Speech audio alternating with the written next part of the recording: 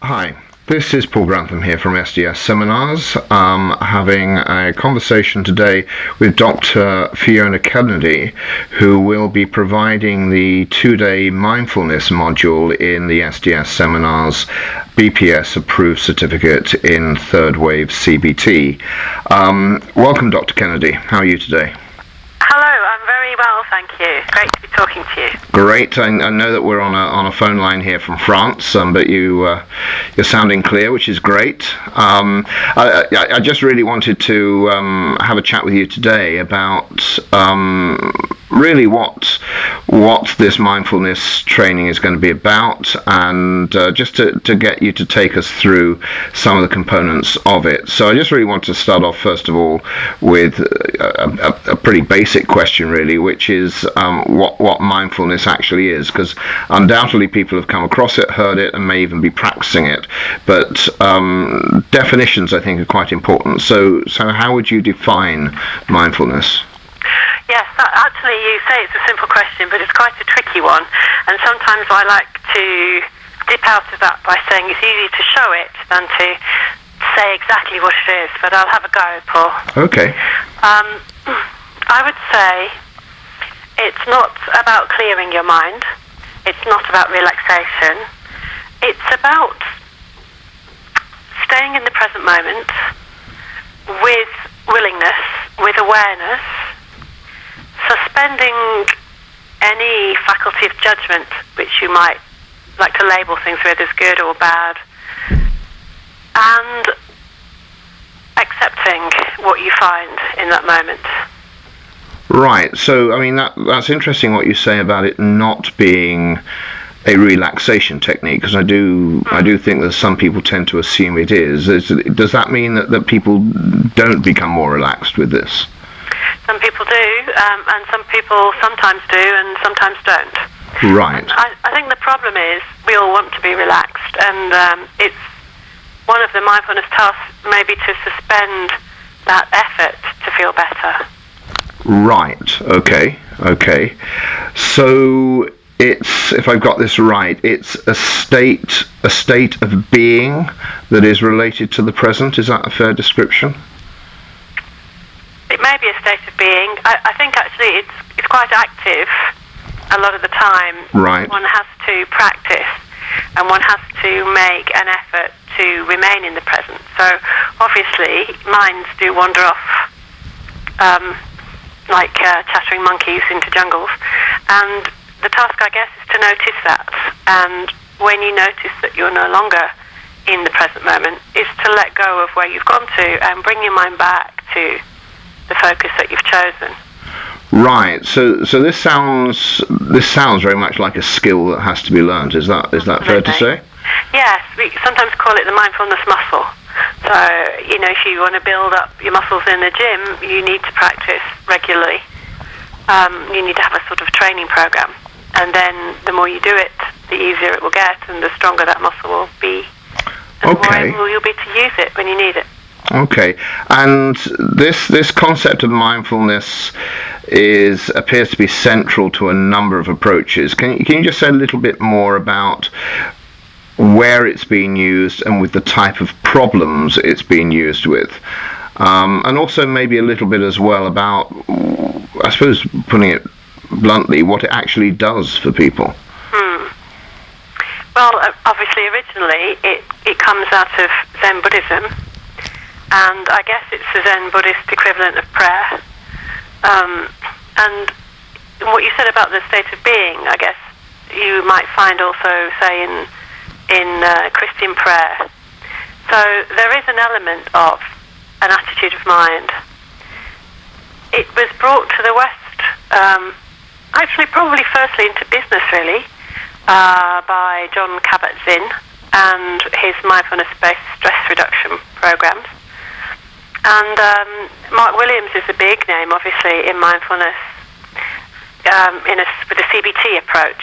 So mindfulness-based cognitive therapy is a very interesting approach where instead of challenging one's thoughts, one simply observes and accepts one's thoughts, but without treating them as if they're true. Right. Okay. So that sounds maybe slightly different from what many people might tend to associate with CBT, which is about looking at potentially changing the content of thoughts. Is that fair to say? Sure. Yes. Right. I guess one changes one's attitude to the content rather than the content itself.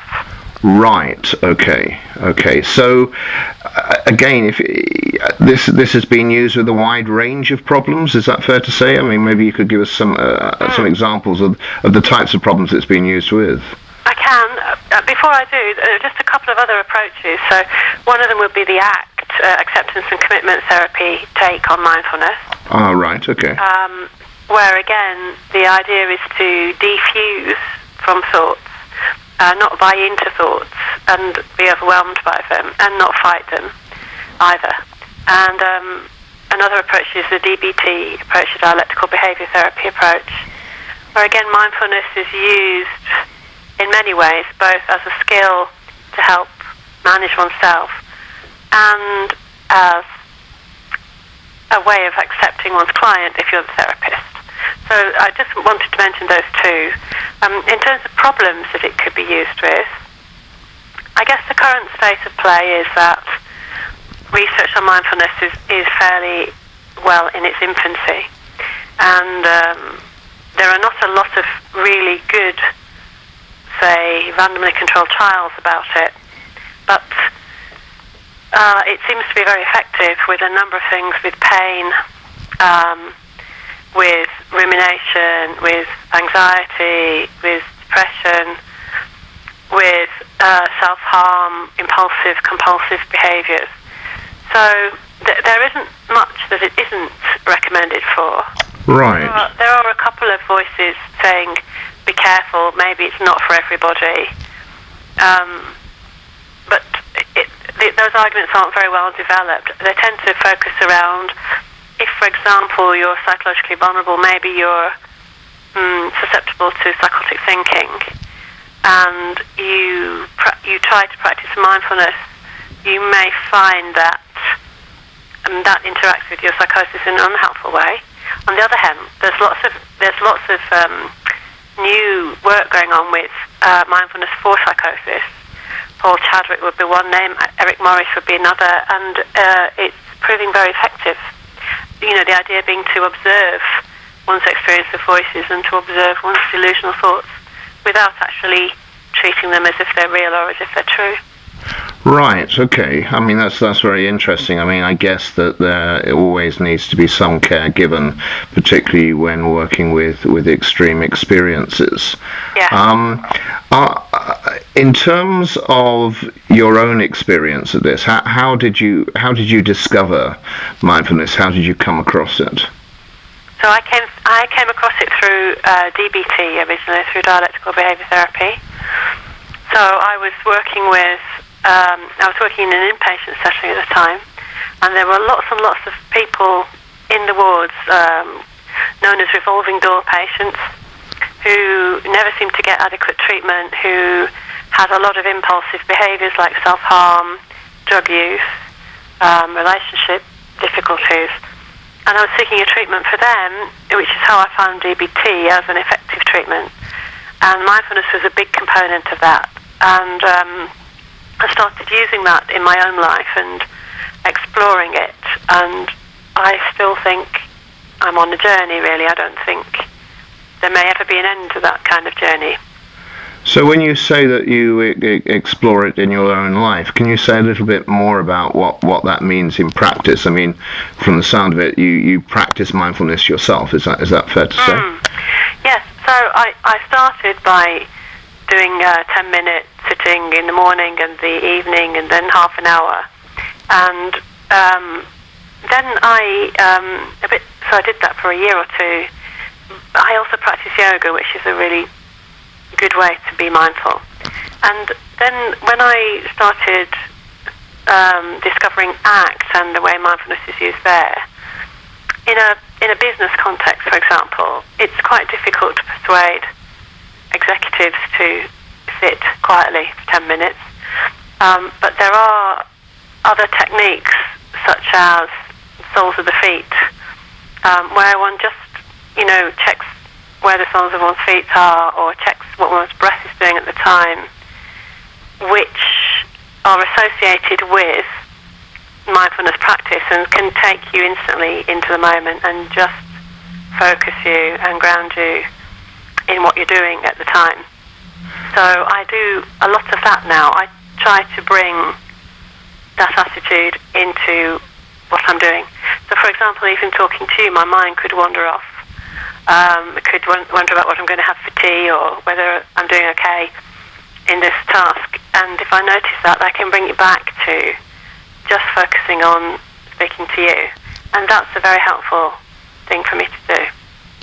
That's really interesting, not just to hear about its use, but also in terms of hearing about its impact on you as a human being as well as a practitioner. Yeah. That's really great, and that's certainly provided me, and I'm sure other folks, with an introductory taster really to what mindfulness is consisting of. One final point, which was some people who may be listening to this may well have already done, for example, a single day's training with yourself on mindfulness. What sorts of things are likely to be different in the 2-day training that you'll be providing as part of the certificate? Okay, well, the single day training usually spends the first half of the day talking about things like what is mindfulness and getting some personal experience of mindfulness and thinking about how one might use it in a therapeutic context. And the second half of the day is generally a little practice about how to introduce it to clients and how to use it in your practice. The 2-day course will spend a lot more time on that second half of the agenda, so we'll have a lot more time to talk about formulating cases, looking for when people are being unmindful, thinking about how mindfulness might be brought into the treatment plan to enhance all the other interventions which might be going on, and also how to teach those skills to clients. We also will have time to talk about how to run a group for mindfulness, so mindfulness as a skill that you teach directly to clients, plus mindfulness as an intervention.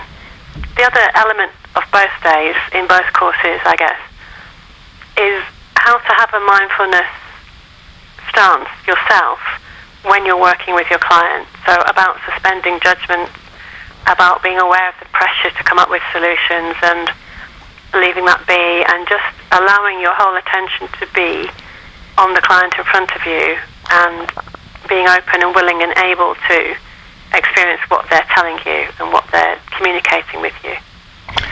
That's fantastic. That's fantastic. Thanks very much indeed, Dr. Kennedy. And we look forward to working with you in 2016. For those of you that are interested in this particular course, if you want to go to the SDS website, that's www.skillsdevelopment.co.uk/third wave, and you can find more details there. Goodbye now.